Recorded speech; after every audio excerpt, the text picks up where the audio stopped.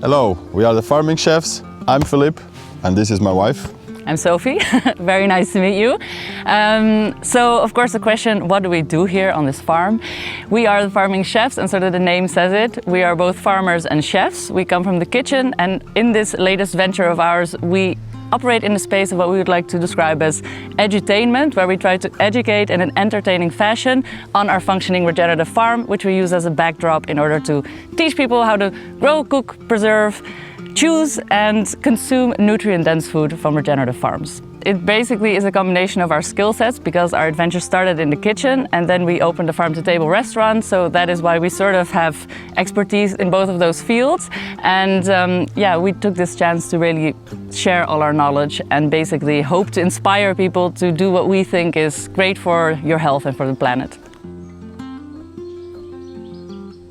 So we have a 5.5 hectare farm. It's really wonderful because it has lots of different altitudes and little nooks and crannies, so lots of microclimates. Our productive side is a market garden, so we feed our local community with fresh veggies. And then we have other enterprises that are more in function of all the content creation and of the education. So that is basically our broilers and our laying hens. And then we have a small herd of sheep. We have a wonderful herb garden. What we are trying to do is to create a really resilient food system that will supply us mainly, and of course the vegetable garden, also our local community, and then over time we progress into something even more productive. Our main objective is to regenerate the land and to create a really beautiful oasis for people to come and get inspired and learn about regenerative agriculture. That's such a beautiful project, a beautiful dream. Thank you. It's wonderful to live as well, like it's a wonderful life. I think if people in urban areas would know how it is to live like this, you guys were all coming here. Come join us out of the city, guys. Move to the everybody was running countryside. to the countryside. Yes. Yeah.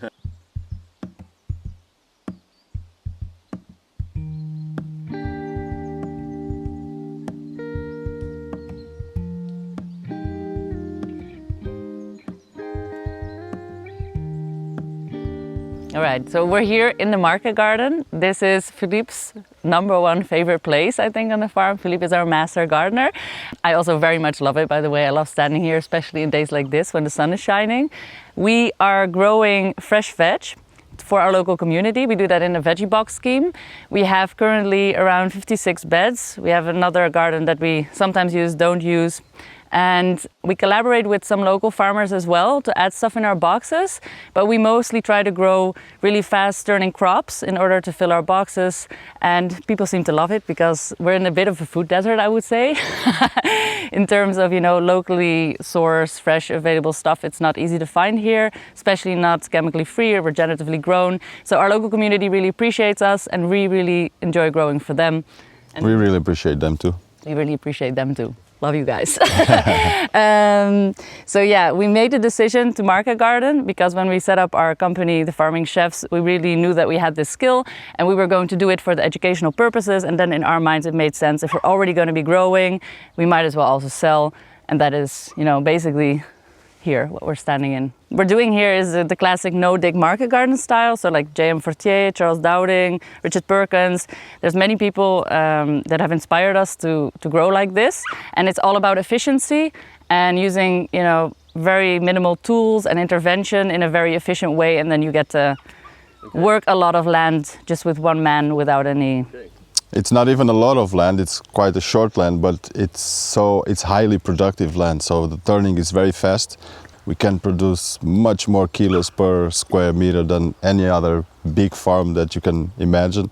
All these small market gardens, they really crank the production up, because that's what the economy brings after. It's like, don't get bigger land because you get more work, get smaller land and just intensely work it. And it works.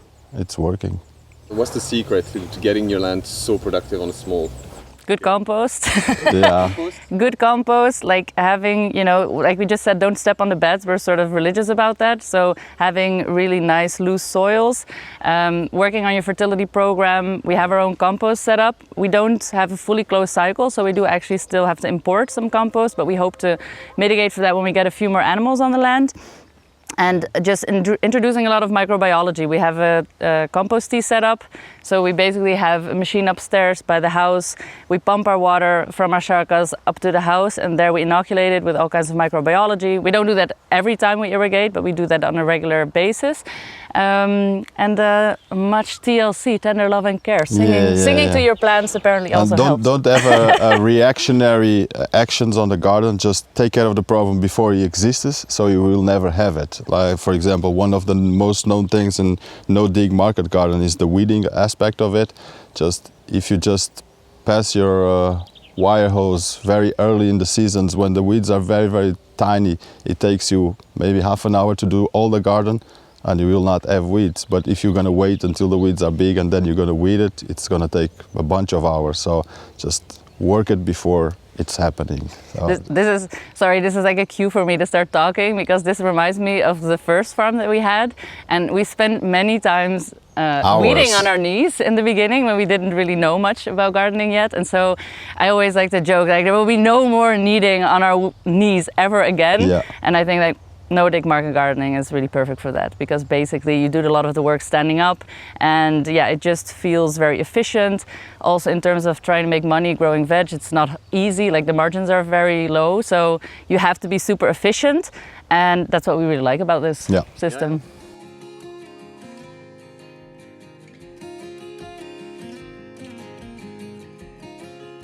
Yeah, you asked me if we do anything specifically for the soil, and I thought you were talking about like production crops, like cash crops, but I forgot to mention that we of course also cover crop. So we try to have living roots in the soil at all times, and just to really enhance our soil biology by living plants. So we do that as often as we can.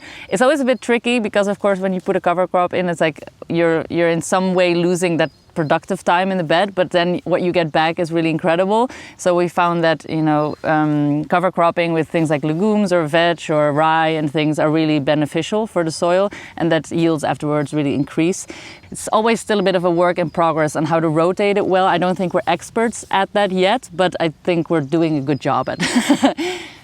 Well, we didn't do no soil analysis, but all the nitrogen fixers are the plants that you want to use as cover crops, because they fixate your nitrogen on the soil. So and how do we know that when it's time? It's when it's flower, it's the best time for it. It's when it's at its highest as nitrogen.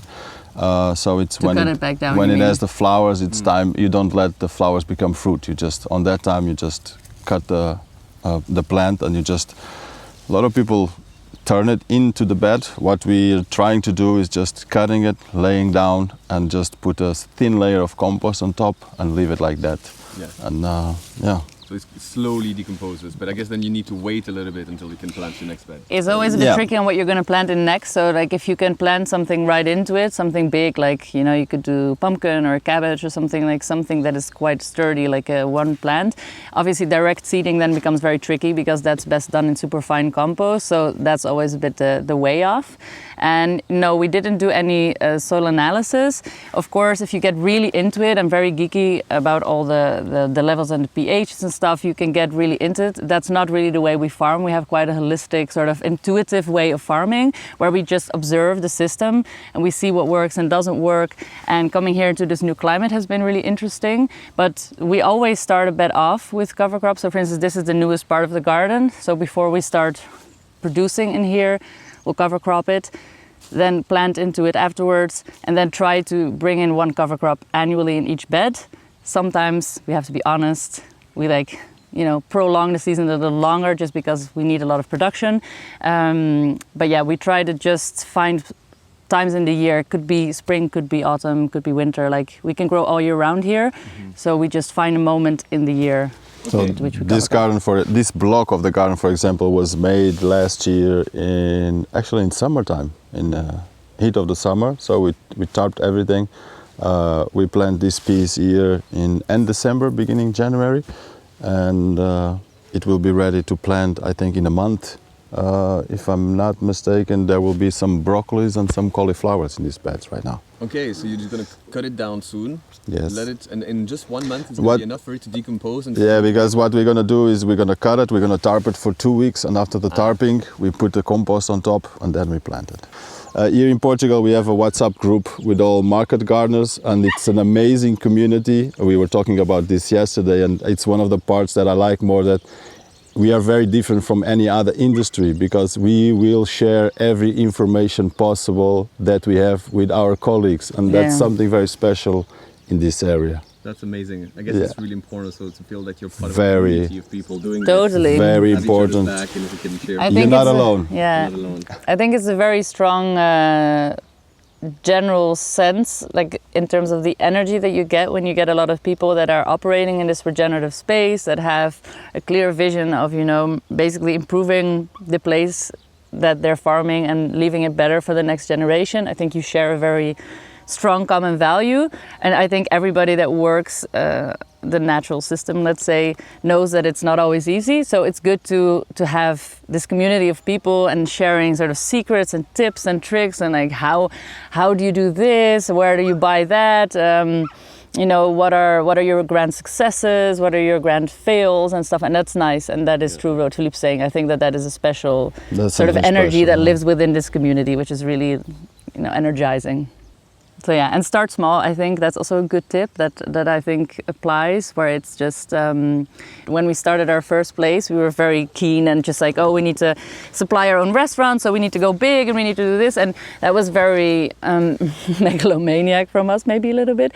But yeah, looking back at that experience, I think we could have saved ourselves quite some time and money if we would have started a little smaller and learned as we went, instead of going very big and then having to deal with all the problems on a much larger scale when things don't go very well. So start small and then optimize the space that you have, become super productive in what you're doing, and then go bigger. Like if you don't have enough production, the first thing you should ask yourself is like, do I need more land? The answer probably is no. It's probably, how can I get more out of the square meterage that I'm on? And then if you manage to do that, then you're ready to go to the next bed, in, you know, So expansion. the garden that you see here, it's a third of the garden that we start. So that's crazy, because we just went all over our heads, and we just, it was just too much. It's just too much. You can see that we learn, because when we start here, we started like, no, we're gonna start what I can manage by myself.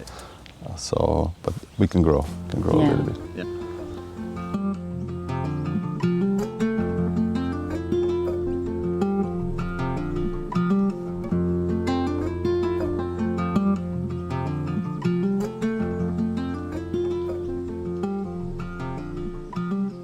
So yeah, we're sitting in our meadow, and it's a beautiful moment to maybe discuss a little bit the animal integration that we do on the farm. Obviously, it's not, well, it's also dogs, but it's not mainly dogs.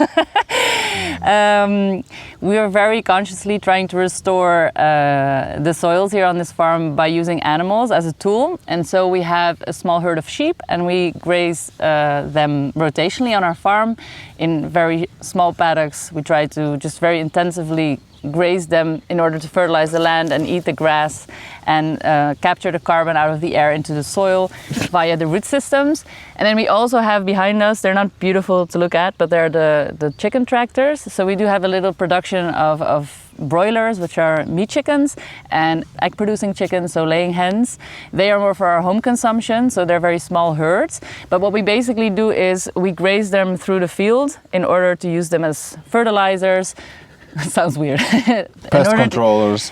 In order to use them to fertilize the land and to increase our grass production, which then eventually will increase our meat production. So we very much like to think of it as that we're farming grass, and then whatever gets to live on that grass brings us, yields in terms of meat or eggs, and that's what we're trying to achieve here. It's a very basic setup. It's like a super low cost structure that just provides shade and shelter, and you just move them manually onto a new piece every day until they hit about halfway through their life cycle, when they get a bit bigger, and then you do it twice a day.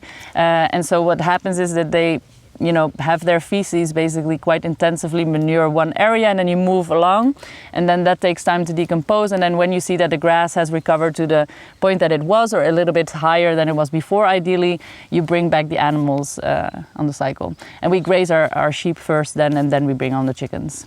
Okay, so how do they work together? So you say you first graze with the sheep, Yes. you let it grow back first, or?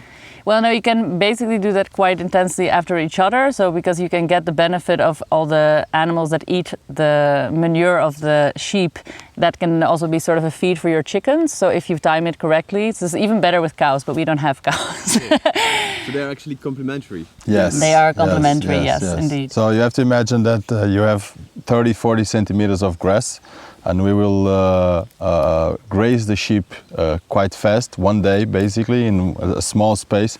They will bring that grass like about 10 centimeters height, so quite short, and after that we put the chickens. So the chickens will start eating the larvae that are created or that are raised. Like a week after, more or less, because you want to time it so that the poop that has been deposited by the sheep will then have like some eggs and maggots, and you know, there's sort of life coming to digest the poop, and then you can have the benefit of, especially with your laying hens, it's nice for the egg quality to get some really live insects in there. Some protein and into then they, the system. of course, leave their manure, and then you leave it to rest. That's very important, the resting time, because if you don't time the resting time correctly, you could actually be degrading your grassland. Yes. But what you're trying to do, obviously, is to grow it stronger and to have ever more producing grass. So it's important to give the plant really the time to recoup its growth underground, which will reflect in the growth above ground.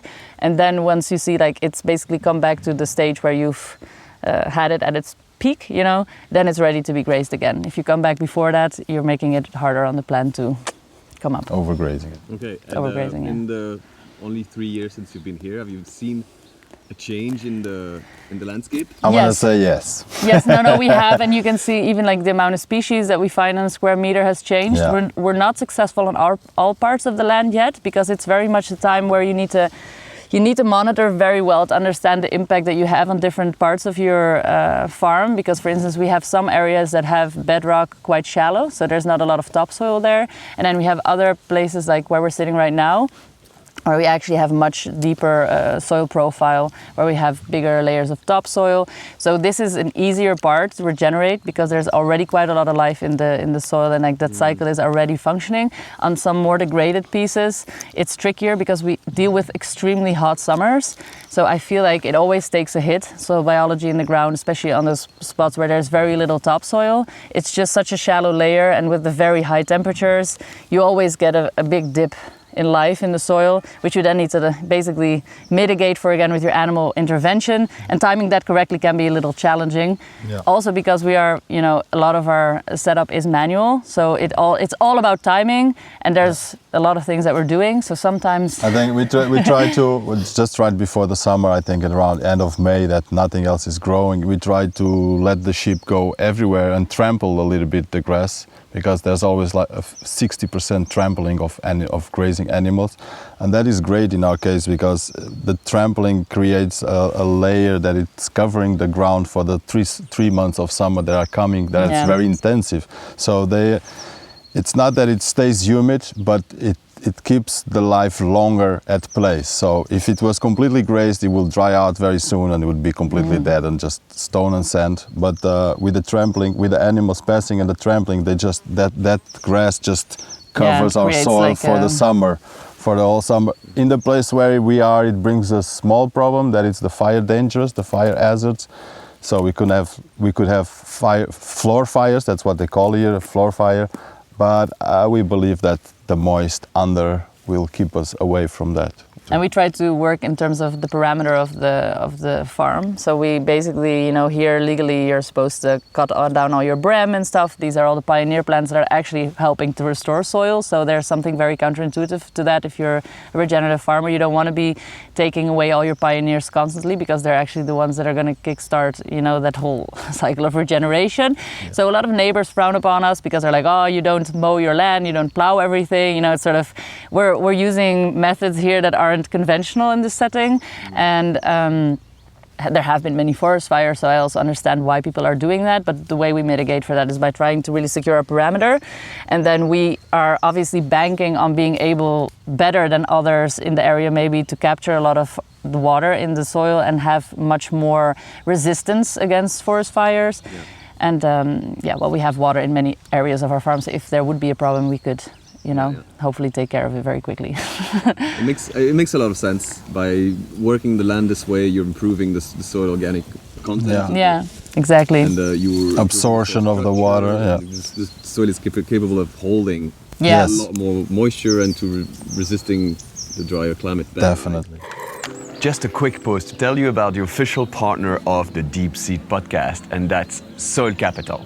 Soil Capital is a company that accelerates the transition to regenerative agriculture by financially rewarding farmers who improve the health of their soils. They are an incredible company. I love what they're doing, and I'm super proud to be partnering with them for the Deep Seed podcast.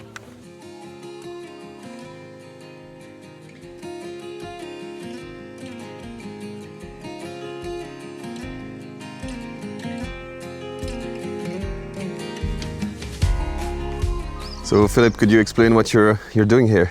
So we're using this natural resource that we have here, and it's this kind of trefoil, water trefoil. I don't know exactly the name of this plant, but it's 40% protein of its own weight, and it grows 75% of our size daily.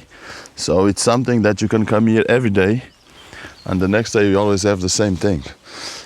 And this is chicken. We use this as chicken feed right now, but it can be used at any feed: chicken feed, pig feed, sheep feed. And we use this just so we minimize the amount of bought feed that we have to give to the chickens. And it's a nice natural resource that we have here at the farm. So it just produces fresh protein. Fresh protein every day. Of course, this has to be a fresh water source. So there's a source of water under this well. It's not just a well from the top, that the water comes from the top. There's a source there that makes that these wells can produce this plant, this aquatic plant, that it's a great resource.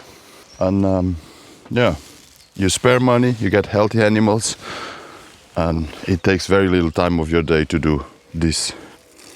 Not even 5 minutes. And we have here around 1 kilo of this thing. So probably we have around 300 to 400 grams of protein here. Free protein for chickens. Let's go give them. So we're at the orchard, and at the orchard we let the layers run through.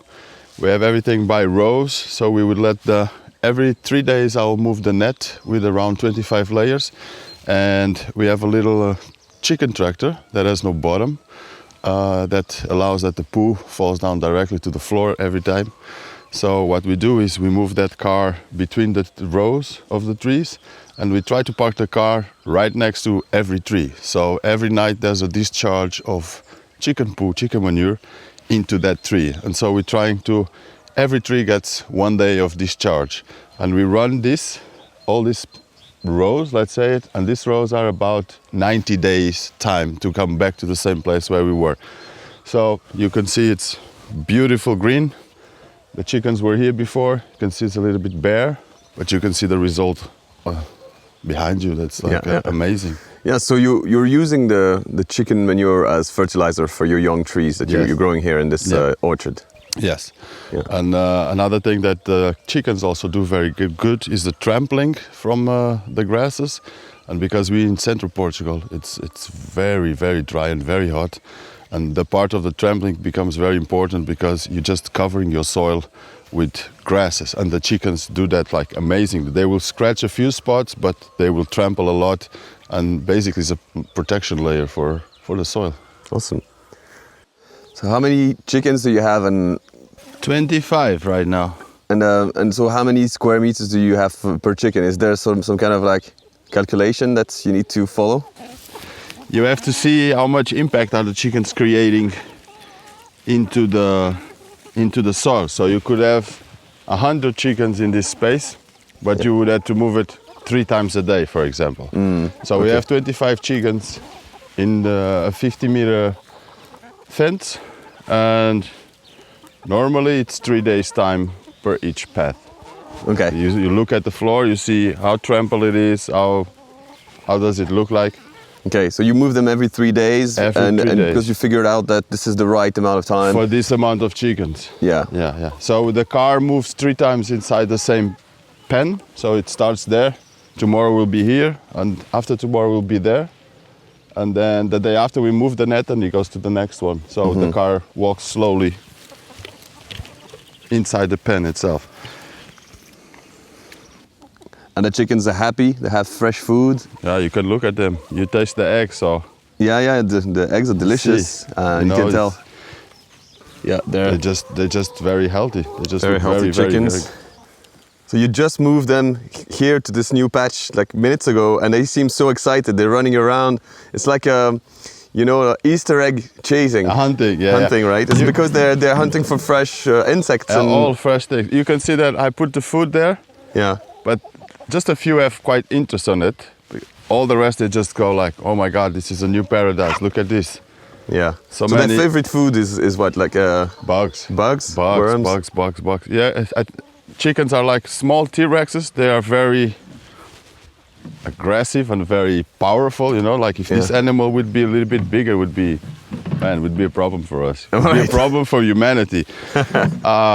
And they are fierce. They will scratch and eat all animals. Flies. You see them sometimes jumping to catch like butterflies or stuff like this. So yeah, animals. That's where they source their amount of protein.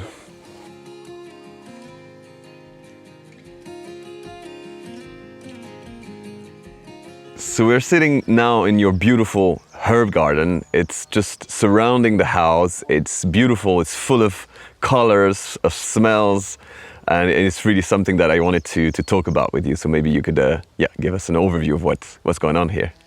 Indeed, this is like a little sanctuary that is embracing the house, and that's how we designed it, how we built it, and it's an oasis of plants. There's so much diversity in this garden, and it brings me, of course, lots of delicious culinary herbs and some medicinal, but it also just brings me lots of joy. So I always like showing this garden when people come and visit, and it's a place where pollinators come to thrive, where we, come to harvest for the kitchen.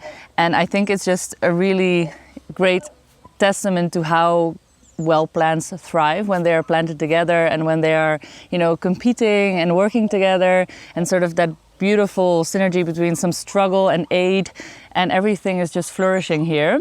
We were talking earlier a little bit about how this garden came to be, if I was seeding it from seed or if I was doing it from cuttings. And I was telling you this story about, the vigor of life and how strong plants actually are, which is a testament to Philippe's mother, who showed me some very unconventional planting techniques. So most of the plants here that are able to propagate from cuttings were brought to me by Philippe's mom, or I harvested them here in the area. And we just planted, seeded, did everything here, and everything just took. And that was done in a very rough manner. So before I was much more careful in the way I planted things and transplanted things. But I found out that you can be really, quite harsh with them. And the life force is just so strong that things grow. And I think that is just another great testament to nature's force and life force. Yeah. So how many different plants would you say you have here in this garden? You know that I've never counted them, but I would say definitely over, 100, 150 maybe. And a lot of them are culinary, but also there's quite some are ornamentals here. I never used to grow any ornamentals. I was very much in the mindset of productivity. And as I get older, I think there's much to be said for beauty and surrounding yourself with beautiful things, because they're also very, good for the spirit. Some of them I don't even know the name because Philippe's mom brought them. But many of them, of course, are also culinary and edible flowers. Yeah, delicious, fragrant, aromatics. A very wide variety indeed. I will count them now after you ask me this question. Yeah, okay. So you said that a lot of it you found from local areas where you found some herbs and plants that you were interested in. You just took some cuttings and then just came back, put them in the ground, and let them grow. I think that's a really great thing to do because, first of all, if you're doing it in your local area, the chances that the thing will thrive are very big. And also I found that most people that like gardening and that have very nice gardens, they're really into this idea of sharing. So for instance, if people come here for a course, I always have them leave with a bag of whatever they want from the herb garden. People can just pick and choose, and whatever will survive after propagation, we just dig out a bit or break off some branches, because things regrow really fast. So it's a great way to start a herb garden. Is you don't need a lot of money and you don't need to buy everything in a garden center. You just need to go somewhere that somebody's already doing it. Just smile at that person and be like, do you want to share some of your plants with me? And most people that like planting, they will. So I think that's just a nice community sort of vibe. Has anyone ever said no to that? No, nobody has ever said no to that. I think that with a good smile and, you know, some enthusiasm, most people will happily share with you. What's really nice is if you're a bit like towards the end of summer, a lot of things obviously are already in seed.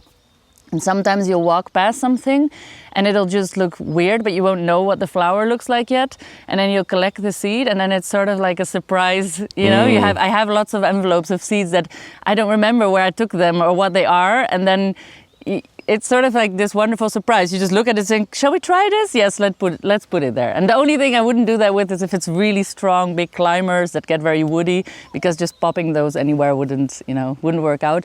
But most annual plants, especially flowers, are really great because it's sort of like a surprise waiting for you to happen in a few months' time. And you see it grow and it's like, ooh, what kind of flower will it be? So yeah, I like that.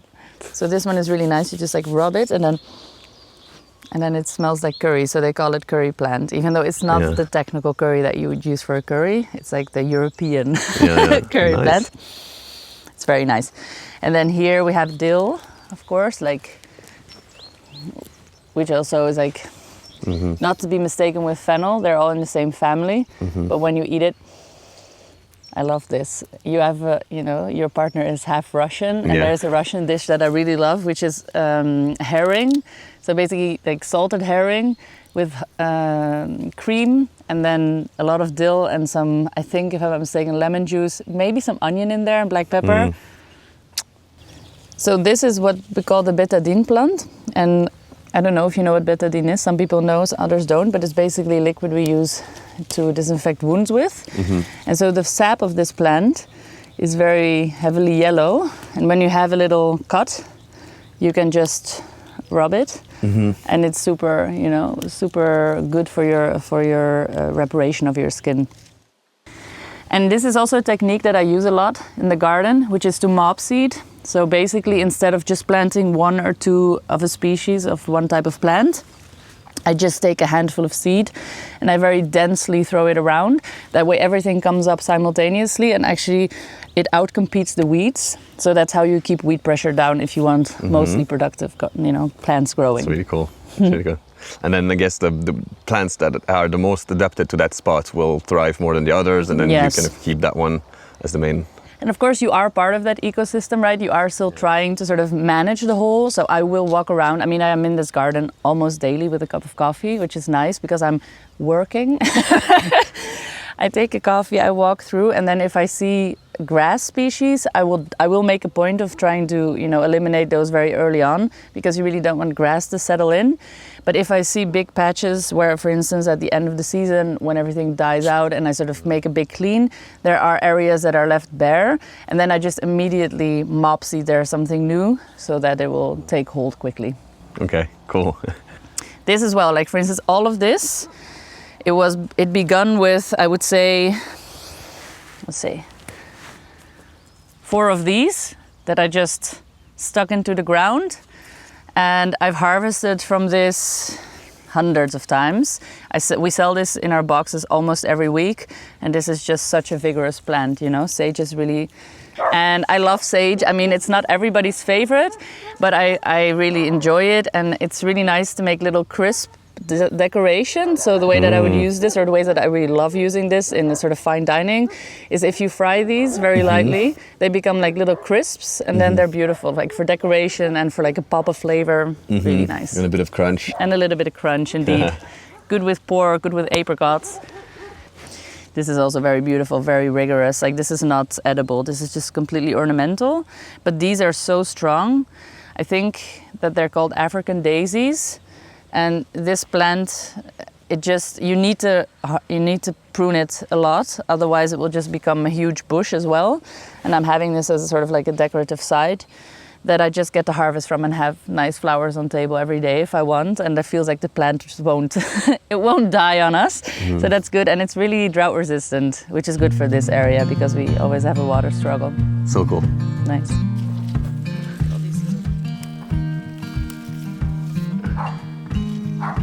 Here on the left, our green leaf, right?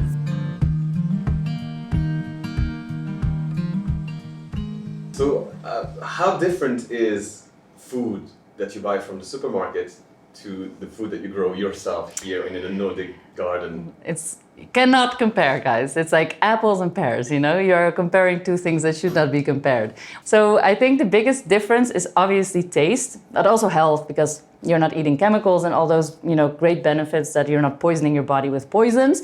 But if you're going the hedonistic route, I think it's really about how nutrient dense it is, and also about just the general flavor profile of things. So I think like that's the biggest game changer for anybody that loves to cook. It's that you can compare them side by side, and there is a very big difference in the flavor. Okay. What do you think about the topic of nutrient density? The fact that we are finding out more and more that food grown in a healthy soil with a healthy microbiome in the soil is actually more nutrient dense. I find that such an interesting topic, and we both know Dan Kittredge, who's basically like a big advocate for this and showing, you know, the difference in the nutrient density profiles and like how that is related to soil health. So I think that is just like, it's super fascinating. It also is something that we've had as a physical on-site feedback loop of eating the food that we produce, where it's like you taste the difference so clearly between a store-bought tomato and a tomato that you pick off the vine on your, you know, regenerative organic farm. As a chef, I can only say what a great attribute that it's not only nutrient dense, so it's not only healthy, but it's also tasty. Like those, to me, when they go hand in hand, it's like a win-win for everybody, right? Because if somebody was telling you, you need to eat these nutrient dense veggies, but you're just like, I don't like veggies and they're not that tasty. And now it's sort of like, okay, you get to eat a carrot, but that carrot will also taste better than the average carrot that you're maybe used to. Mm-hmm. So for me, it's one of those things that it's a win-win. Yeah, sure.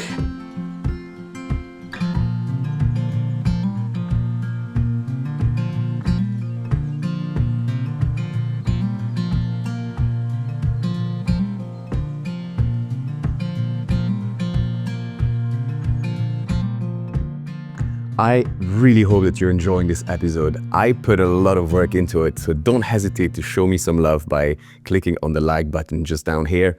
Or even better, write us a message in the comment section. You can ask any question you'd like to Philippe, to Sophie, or to myself, and I promise that we'll answer them. Let's say 50, Thank 60 you so centimeters.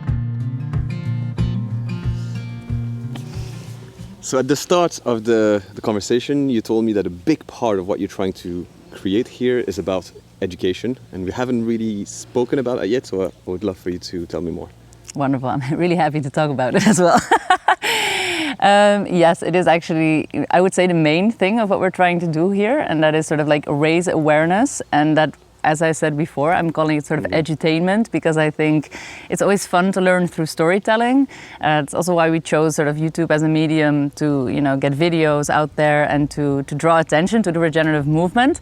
It's also one of the ways where I feel like our sort of, you know, in-house people, planet, profit could get into balance, where it's like, I really strongly believe that it shouldn't all be about economy or all be about personal interest or all be about the impact, or it should be, you know, how you can bring your own skill set together and make money that way while also having purpose and doing something good for the planet. And I feel like this model that we've created does all three of those things, because we get to live a really meaningful and I want to say healing, but that sounds as if we're sick, but sort of nurturing existence in this beautiful place. Like, you've been here now, I hope you can attest to sort of the feel here. You know, it's really calm and peaceful and beautiful, and we get to create this space that is going to over time just become more productive. So from a personal perspective of where you want to raise a family, this is a really great location.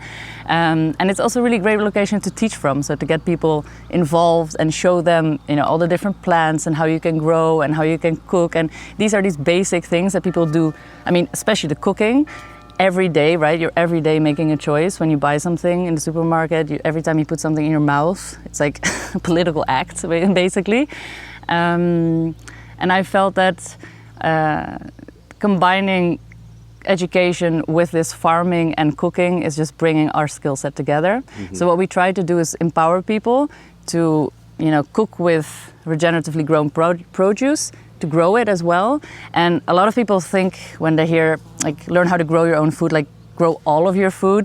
That's not necessarily the aim. It's more to, encourage people to take back a little bit of control over their food system and experience the joy of cooking some of your own food, really. Amazing. And so that education comes in different forms, because you mentioned the YouTube channel that you've been doing. So you spend a lot of time trying to educate people online about farming, about cooking, about a lot of things, right? Yes. And then there's also a physical version of that, where people come in here and you teach people. How does that work? Yeah, well, so I'm a very big advocate for in-person events. Like, I love the digital space when it's used sort of for good, right? Social media can be very toxic, but I also think that there's a lot of really great information out there. You're an example where basically you get to find like really good information and really inspirational stories. So I think that the digital space is great for growth and for scaling. But I also I'm a social creature. Like, I like to connect, I like to talk, I like to get the instant feedback, at which sometimes the internet is like less capable, right? To give you that instant feedback of what do people really think about this. Maybe you get the extreme haters or you get the extreme people that are really, supportive and positive. But there's also just a large part of the population that watches and doesn't say anything but thinks something, but you don't really get that feedback. And so I always wanted to combine the two and have people come to the farm and take courses here, also because it's a much better indicator for you as the person creating the educational content to get like good feedback on what are people really looking for, like what are their struggles, what are their, what are their wants, and then you can better cater to them. So. Okay, yeah. So what form does it take? Is it people come for regular lessons? Is it a sort of a camp where they come for a whole week? Like, what's the So format? currently we have the format, we have basically the growing part made now, so there's more education on the way, let's say, but what we have live right now are courses around growing, and so basically helping people to set up their little vegetable plots and sort of food systems. And you can come do that in one-day workshops, or you can do that in a two-day workshop. So some of them are more geared towards like one specific part of it. So for instance, composting, or how you take care of your seedlings and stuff, or garden design, for instance. And then we have a 2-day course, which is super intensive, and it sort of like hits all the, it hits all the parts that are important for you to successfully grow vegetables regeneratively. So there's a module that starts out with your holistic vision and sort of takes you all the way through to how to design and what drives fertility, and then basically like crop planning, more of the technical aspects of it. And then you get access to our digital course. So we do have a digital course as well, which is basically an add-on for the inside, or you could take it on your own at home, anywhere in the world, whenever you want, and then, learn that way. Awesome. So messages out there for people who are interested in learning more about starting their own market garden. Yeah. And what about cooking? Are there cooking lessons too? They're gonna come. They are, like, we have a lot of tutorials out there right now about growing and about cooking. And like for the growing, we've got our digital product set up, and of course our on-site events. And then for the cooking, we're working on that. We are, of course, also cooking for some on-site events that we host where we have farm tours. So if you want to come enjoy our food, you could come visit a farm tour. And there are tutorials out there, but there's no in-person cooking currently happening. There will be in September and stuff. So if you're into that, then check out our website for sure. Sweet. Okay. So how do you bring all of these different elements into your business model? Because there's the market garden, the growing of food, the regenerating the ecosystem, there's the chickens, there's the education part. Like, how does all of that come together, and how does your economic model work? Wonderful, it's a good question. I just wanted to also just draw back to one thing you said before, where you said like you want to learn people how to market garden. Like, of course, it's very much what we do. So we do show people a lot of those techniques, but our courses are also very much geared towards people just wanting to grow for themselves. So it's like basically the average consumer, and then people who might want to market garden, they take our courses as well. But maybe there are people in the space of like becoming a professional market gardener that are like Jean-Martin Fortier or other people that are really geared towards the business side of things. I think we are very much geared towards people that are looking to give their own gardens, you know, a useful purpose. So we're more in the consumer section, I would say. And as for our business model, which is a really great question because we have a lot of stuff going on. So I would say that we sort of have two businesses running alongside each other, and that our place serves as both the backdrop for the education, and there are certain aspects to our farm that aren't necessarily needing to be profitable on their own as a singular enterprise. Like I was explaining to you, for instance, the chickens, that, you know, it's more for just us regenerating the land and for the eggs, and then using that for the content and for the videography and the education. The same goes for like our sheep and our broilers. So we see them as parts of the regeneration tool, but not necessarily as, you know, we're making money from selling eggs, for instance, right? Philippe is very much the gardener of the two of us, and I'm much more the storyteller. So I think we found a really great way to combine two businesses alongside each other and take the benefit of both. And so if you see them as individual entities, I would say that our main focus is on the content and the digital creation. And then our market garden is working in function, but obviously needs to, you know, generate an income. But it's not something that we necessarily want to scale to great lengths, let's say, you know. Okay, and so you managed to make it work at the moment with the income from the market garden on one side and the courses and education part of the operation? Yes, well, we are obviously still only in the second year, and we have had to invest quite a lot in terms of getting the system up and running. But yes, things are looking very positive. Like growth is going strong, and we have, you know, our KPIs to reach in a couple of years. So I would say that we are managing to make it work. Yeah, definitely. What's the long-term vision? Like maybe 10 years from now, how do you imagine this place being like, and how do you imagine the model evolving? Yeah. Well, in 10 years' time, I hope that we're standing in this, you know, location with everything that we've implemented, having, you know, like, I would say, having great impact and success, so that our fertility levels have gone up. We can have more animals on the land. Our trees are thriving. We are still supplying our local community with food, because that is definitely one of Philippe's, you know, purpose-driven desire for his life. Like he loves to grow plants, he loves to garden, he loves to be outdoors. So I envision us doing that.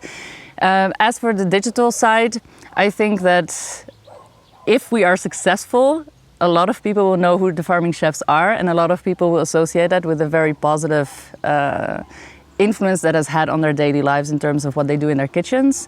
So I hope that we have inspired many, many people to buy organic, regeneratively grown local food. And I hope we have inspired many people to feel that they are also capable of growing some of their own food. How that will evolve in 10 years' time, I think that there will be many spin-offs and many different types of courses and areas to explore. Also showcasing other successful regenerative projects is something that I'm very passionate about. We did a mini-series, and I would love to get out on the road also and sort of go beyond this location. And I see it as a wonderful home base.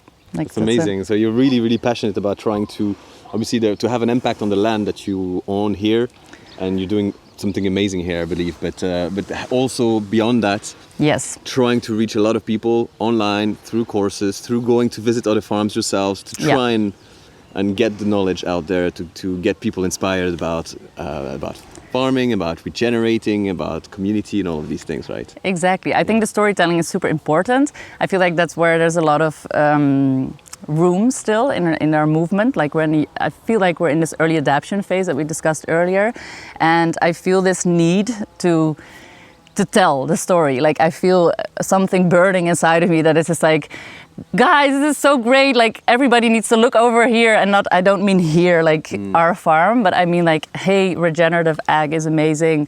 Look at all these small farmers that are doing a great job. I feel that because we know a lot of, you know, small farmers, we've been small scale farmers for a long time now, and I sort of feel like farmers need to get to this sort of rock star status, not for the personal fame, but for the sake of sort of, you know, the respect that the job deserves, and the support that it should receive from the community, from the local community.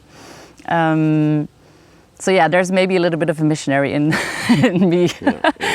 And I also think that there is a really strong case to be made that, you know, as love in relationship goes through the stomach, I also think that change in the world can come via like the kitchen, if you will. And I think that's a unique perspective we bring, and it's a fun one. I think people like food and like cooking and like good stories, and I think we have all of those. Do you miss the sort of chefing life and having your own restaurant? Yeah, well, I don't. Philippe does. Like, I think if it was up to Philippe, we would probably be opening a restaurant like tomorrow. But I'm trying to hold that off a little bit because of the family aspect, and and sort of the. Yeah, as I said before, it's sort of what you want from your, you know, your personal life. And I feel that even though restaurants, you know, it's a super satisfactory job because you get to like perform every day. It's a high stress. When you succeed, you get the room full. You serve everybody great food. Everybody goes home. You have that feeling of a victory, and that happens over and over again. And maybe sometimes you have a bad night, but most of the time you just have this constant feedback loop of like success, and that's really, really empowering. And I think Philippe also thrives under this adrenaline kick. But from my perspective as a mom, you know, I sort of see how hard it is on family life, and so I always joke that we'll do it maybe when the kids can do some dishes. You know? Yeah. Okay. See. What would you say is your favorite thing about being a farmer and having this farming life? There's actually quite a lot of things that I really like about it. I think the best thing about it is that you get to witness the natural cycles, and I think that is a very empowering experience, because I think that seeing, you know, that cycle of like things slowing down, coming up again, getting more energy, full on like thriving garden, seeds, and then it decaying sort of again and silencing down. It sort of makes you much more aware of like that rhythm, you know, the pace of life, and it puts things in perspective, because you also see like the force of nature, like how things how the life force is so strong, and how you can see things that are actually quite damaged still then end up being these beautiful thriving plants. So I think there's something about it that is just innately energizing and healing. That's one of the things, and you get that by just being in the garden, harvesting, working in the garden. So that's super nice. I think there's like a very healthy side to it. Let's call it like that. Mentally, very empowering. You start to feel one with the natural. You know, you start to feel that you're a part of it, which is something that I didn't feel growing up so much when I was living in cities. And I think that sort of stepping back into the natural is very good and very healing. Obviously, I enjoy the good food. I enjoy the abundance that we enjoy. I enjoy the flavors. I enjoy the sort of learning that as a cook, even certain things go really well together because they're in season together, and sort of being guided by nature in that sense in your creative journeys in the kitchen.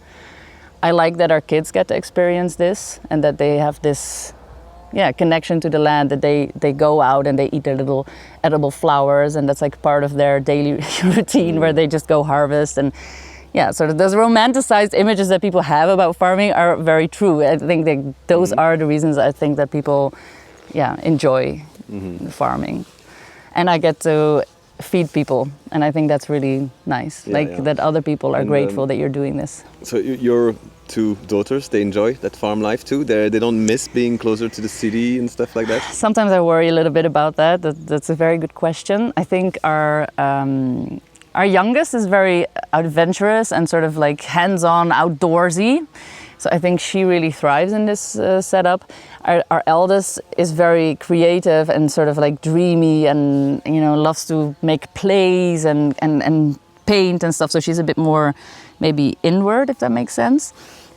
But I think they do both enjoy it.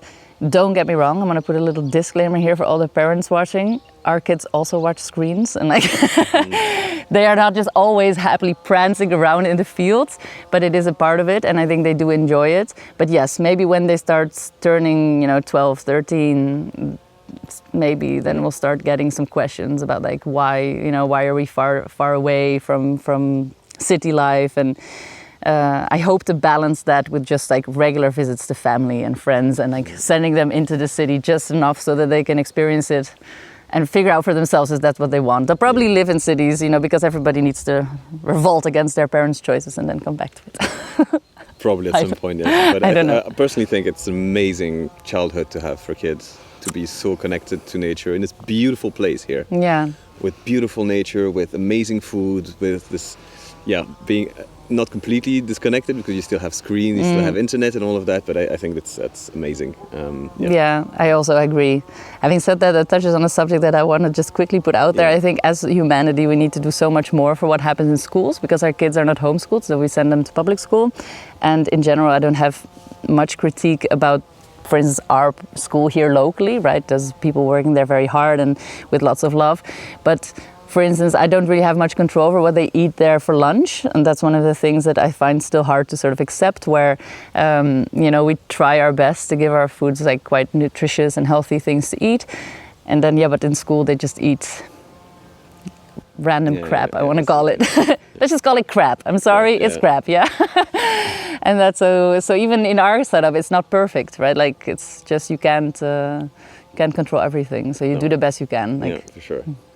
Yeah, so we talked about all of the positives, the amazing parts of living here, being a farmer, all of this, but I would maybe also like to know what's the the opposite side of things. For and sure. I'm sure there are some things that are hard, and maybe the question is, what's the hardest part about this life? About farming, or about this life. Well, I was gonna say it ain't all sunshine and roses, isn't it?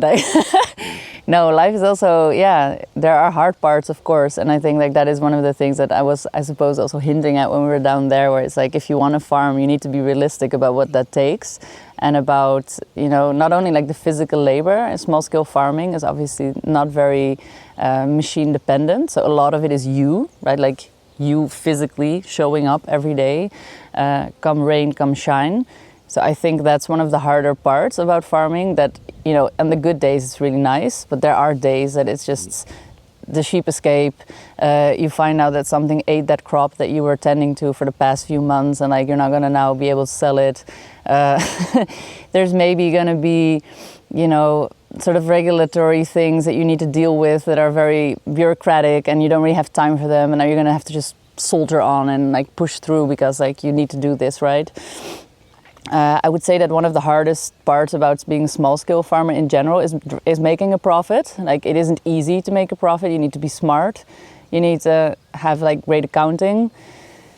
You want to make sure that you are, not over-investing, because I think that's like the easiest thing that you can do in sort of the quest for making things easier. But then that obviously needs to be justified at the other end. So, especially as well, like vegetable growing, I think of all the enterprises you could run on a farm, because what we're doing here is obviously market gardening, but within a farm setting, right?